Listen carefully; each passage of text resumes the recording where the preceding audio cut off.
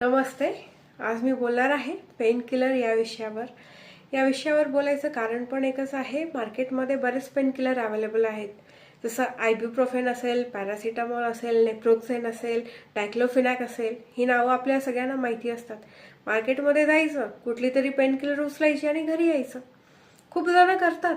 त्यांना वाटतं नुसता ताप आहे, थोडी वेदना आहे, घ्या पॅरासिटामॉल, किंवा थोडा दाह आहे, इन्फ्लामेशन आहे, सूज आहे, घ्या आयब्युप्रोफेन, घ्या नेप्रोक्सेन, घ्या डायक्लोफिनॅक. हे असल्या पद्धती चालतं आपल्याकडे.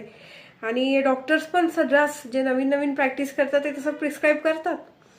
पण हे अतिशय चुकीची पद्धत आहे पेन किलरची. पेन किलर प्रिस्क्राईब करण्यामागे पण पेशंटची हिस्ट्रीचा व्यवस्थित विचार करणं, पेशंटला ॲलर्जी आहे की नाही त्याचा विचार करणं, पेशंटचं वय, कुठली पोटेन्सी द्यायची, हे सगळं लक्षात घ्यावं लागतं.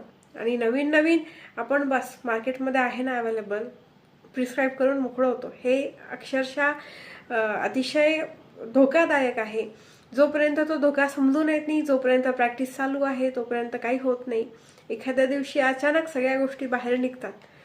मग सगळ्यात महत्त्वाचं काय आहे, कारण प्रत्येक जी पेन किलर आहे ती पेन किलर वेगळ्या प्रकारे काम करते. तिची काम करण्याची जी बॉडीमध्ये पद्धत आहे ती वेगळी असते, तिची पोटेन्सी वेगळी असते, तिचे साईड इफेक्ट्स वेगळे असतात, आणि कुठल्या प्रकारच्या पेनमध्ये ती वापरायची याचं नॉलेज डॉक्टरांना असतं. त्यामुळे हे 4 मुद्दे फार महत्त्वाचे आहेत. आणि आधीच मी सांगितलं होतं, ताप आणि पेन ह्या दोघं गोष्टी अशा आहेत त्या म्हणजे त्या आजाराचं सिम्पटम आहे, ते लक्षण आहे, तो आजार नाही. कधी कधी काय होतं, हेअरलाईन फ्रॅक्चर असेल आणि आपण पेन किलर घेतोच आहे, ते फ्रॅक्चर मोठं होऊन जाईल, ते फ्रॅक्चर हील नाही होणार. त्यानंतर कधी कधी होतं काय, प्रेग्नन्सी आहे, प्रेग्नन्सीमध्ये आपण आयब्युप्रोफेन घेऊ शकतो किंवा घेतो.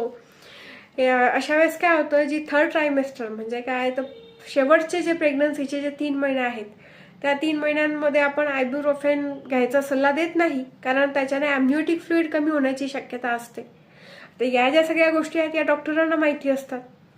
खास पेन किलर प्रिस्क्राईब करावे कसे, कारण हार्ट अटॅकचे पेशंट्स असतील, किडनीचे असतील, तर काहींमध्ये NSAID ज्याला आपण म्हणतो non steroidal anti inflammatory drugs, तर या गोष्टी आपण काही पेशंट्सला देऊ नाही शकत. कधी कधी पेन बेअरच त्यांना त्या कंडिशनमध्ये करावं लागतं.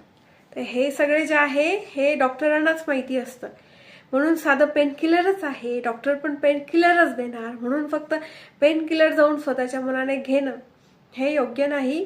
जवळचे जे डॉक्टर असतील त्यांना ॲटलिस्ट एकदा कॉल करून विचारा की हे घेतली तर चालेल का.